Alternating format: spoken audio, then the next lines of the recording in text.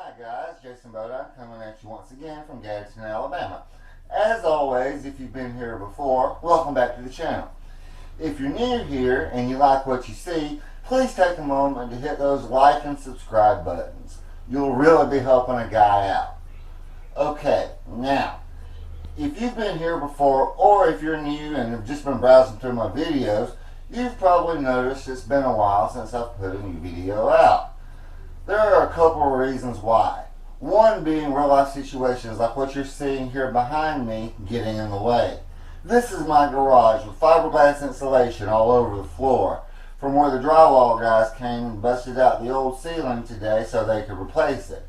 My mom, brother, and I spent most of this past week cleaning out the garage so they could get started, and once they're done we'll have to put it all back in again. So between that and a whole bunch of other stuff that's been going on, there just hasn't been a whole lot of time for writing scripts and filming. The other reason? Well, that's a little more complicated, and that's what I'm going to discuss with you today.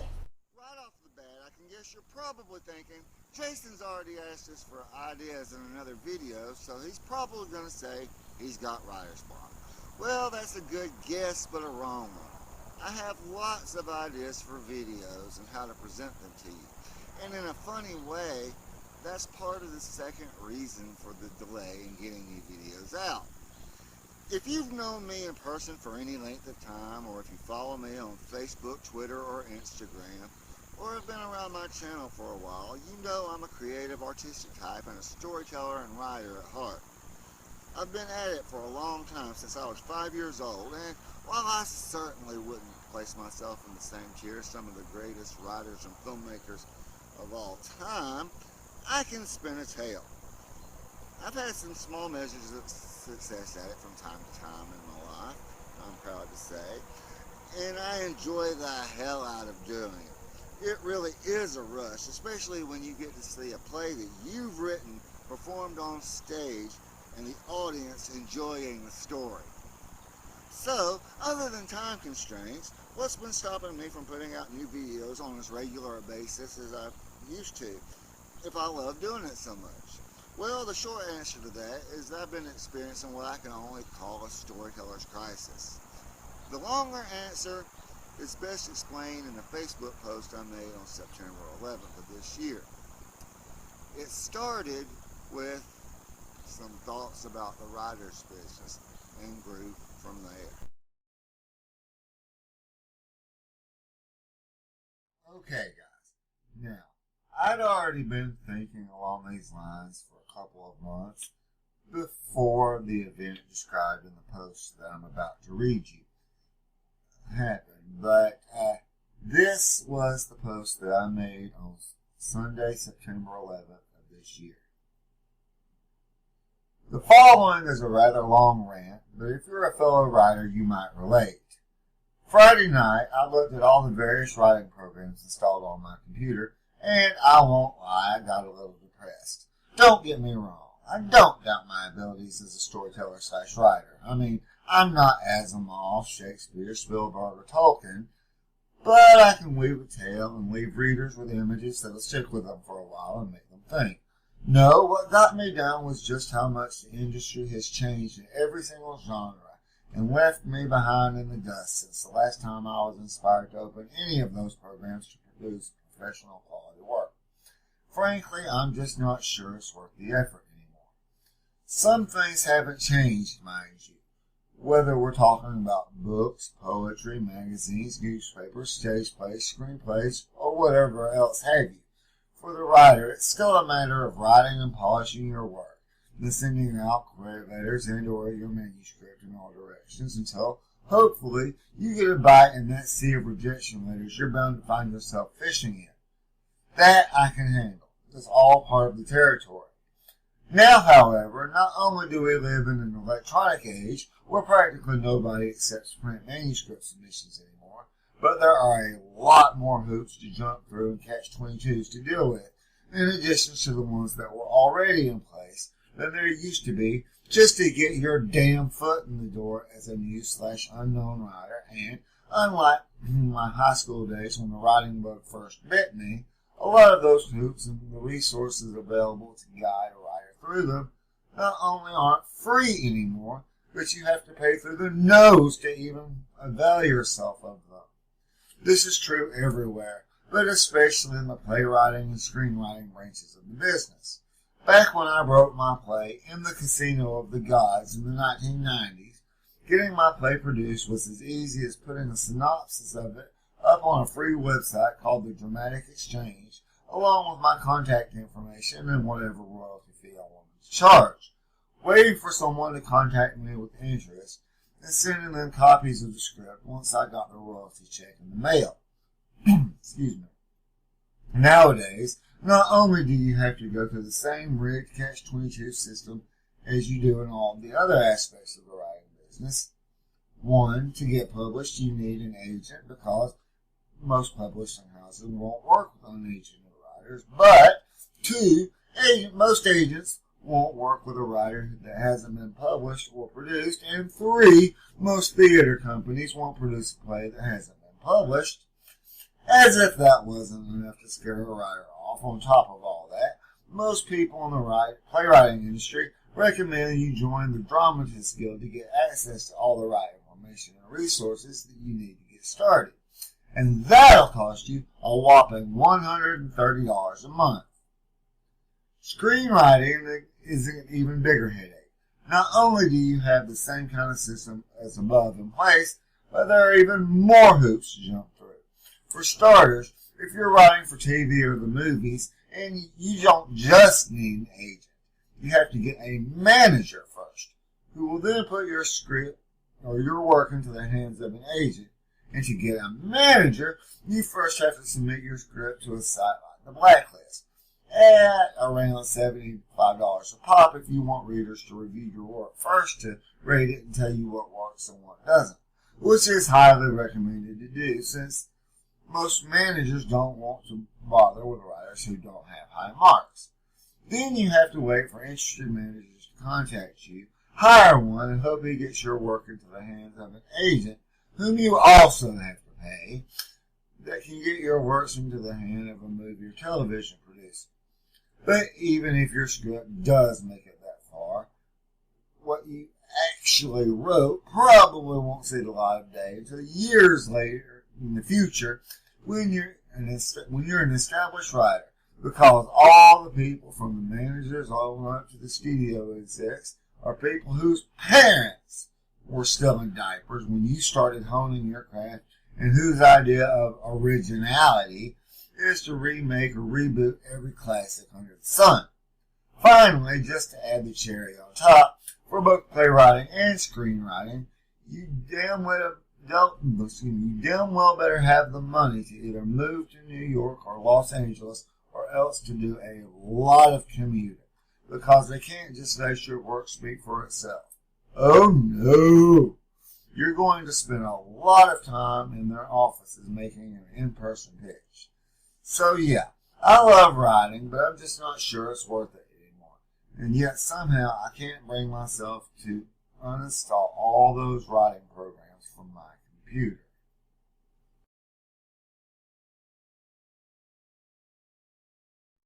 Okay, if you're confused about a couple of things at this point, I don't blame you. First of all, you're probably wondering, didn't I just contradict myself about when the writing bug first hit me? And the answer to that question is no, I did not. I wrote my very first story when I was 5 years old in 1979. It was a Wonder Woman fan fiction based on the TV show starring Linda Carter. And I remember I wrote it, and then when I entered first grade the next year, my mother showed it to my first grade teacher, who was impressed that I had written it.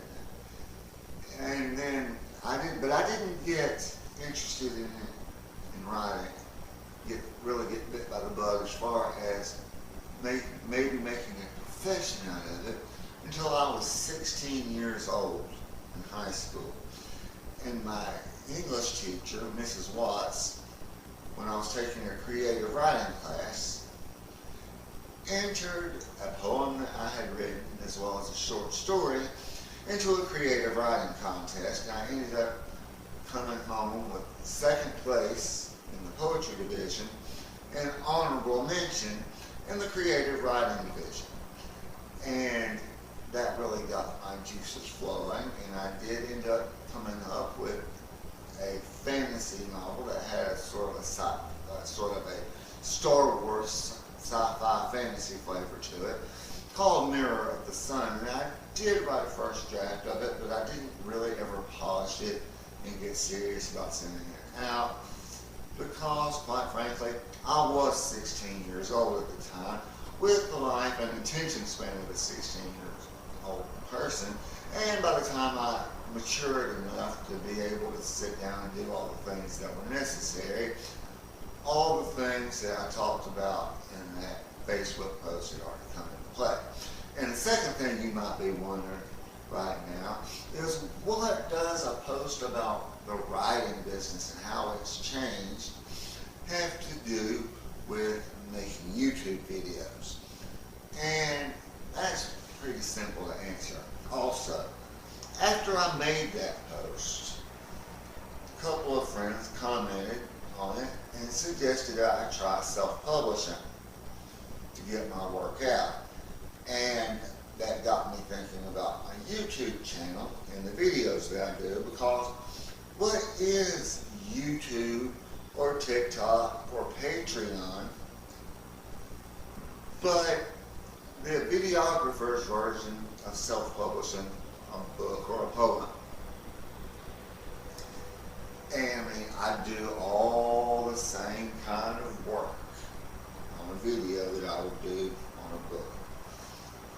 Before I ever record the first word or write the first word in my script for one of these videos, I research whatever topic that I'm talking about, left, right, forward, backward, up, down, and sideways, so that I know what I'm talking about when I present it to you. And then I arrange my words in a way that will hopefully, stay with you for a while and have an impact. And then when I'm doing the post-production editing, I go in there and I put visuals in that will hopefully have that same kind of impact on you, the viewer. And then after I have gotten done with all that, put everything together, I upload the video onto YouTube with a brief but informative description and load it down with hashtags that are relevant to whatever the video is about. And then I get online on several different social media platforms and I promote the hell out of it. About the only difference is, until I reach a certain point on YouTube, I'm not getting paid for my work, but that's not what this is about. But what it is about is that I do all the same things and it faces the same challenge in both cases. With a book or a poem or a stage play or a movie script or anything else, and with a YouTube video, the challenge is getting your work noticed. And with all those other things, all those print forms and all those print media, the right people means publishers and agents and managers and producers, sometimes even actors and theater companies and all of those kind of people. And with a video, getting it noticed by the right people, those right people are you, the viewer. And I can do all of those things, but if it's not getting noticed, people aren't watching it, people aren't talking about it. And so the only thing I can do is try to improve and try to do my marketing better. And really the only question left for me at this point is it even worth it anymore? Is it worth it to me anymore as a writer and a YouTuber to continue my creative endeavors? This is the question at the very heart of my storyteller's crisis. So let's examine it for a minute. It's not about a lack of interest or motivation. I love what I do. It's not a lack of new ideas. In addition to ideas for more videos of the usual type, I have documentaries, web series, and even full movies dancing around in my head like sugar plums at Christmas time. And I'm tooting my own horn saying this, but that's part of my job as a YouTuber. It's not a question of talent or ability either.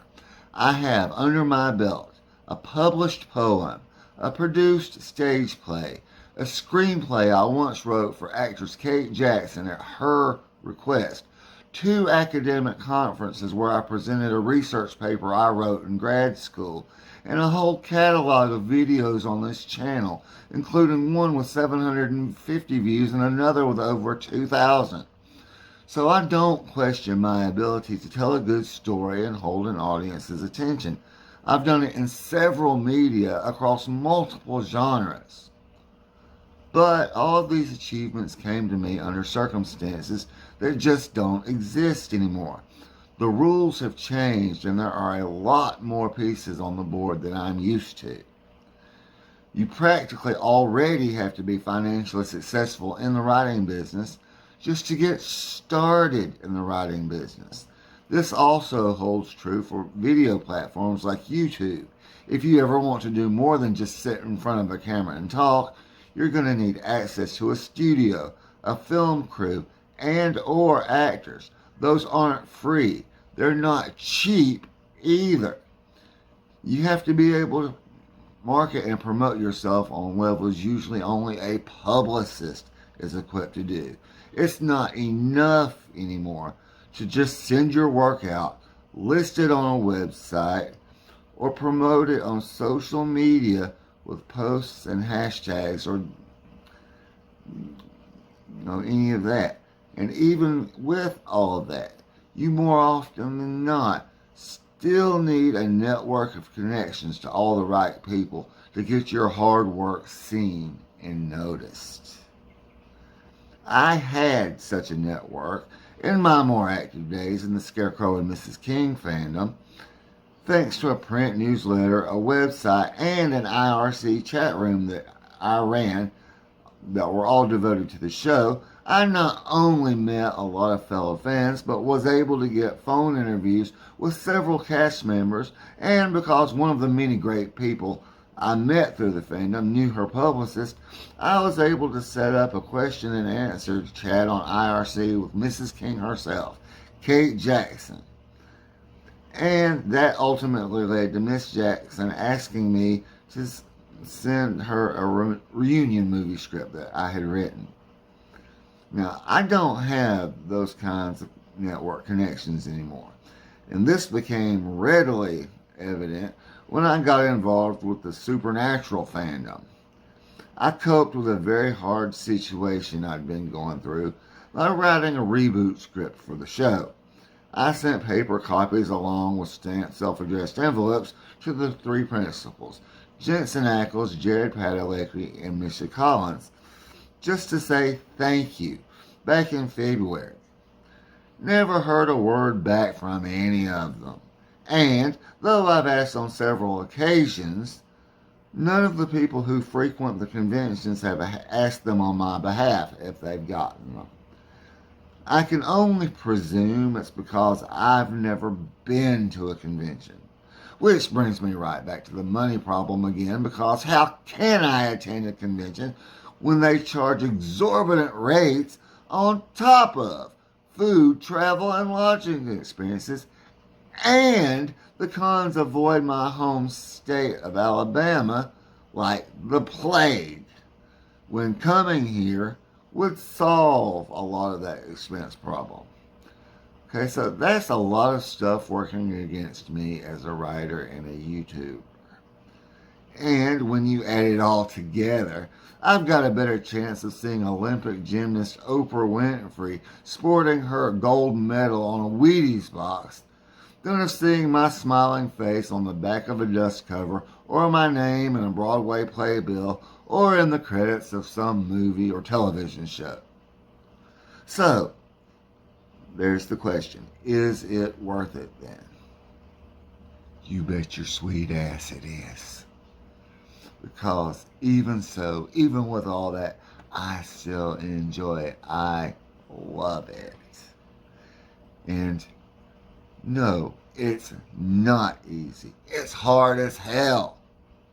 But I'm not the type to give up easily. And nothing worth doing is ever a walk in the park.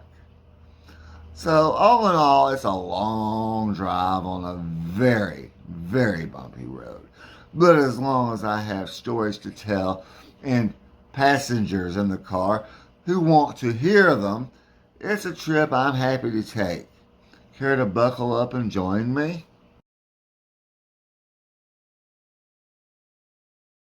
Okay, guys. So, in this video, we discussed some of the things that have been keeping me from putting out new videos on a regular basis. Namely, the time constraints caused by real-world events, combined with a bit of a crisis that I've been having as a storyteller in general, both in the writing and with YouTube, with just wondering whether it's even worth it anymore with all the new conditions out there making things so much harder than they used to be. And, well, I can't do anything about the time constraints other than film around them. And I haven't quite yet figured out what to do to solve my way through all these new conditions. I can promise you that for as long as I have new ideas for videos to present to you, and as long as there are people around who want to watch and hear what I have to say, I will keep putting them out. It is worth it to me to do that. And it just may not be as often as you or I would like. And that's about it for this video. But before I go, I want to ask all of my fellow writers and filmmakers and YouTubers and just storytellers in general, especially those of you who didn't get started in the dark ages like I did, what do you do to handle all these new conditions that didn't exist before? Let me know in the comments. Until next time, guys, peace.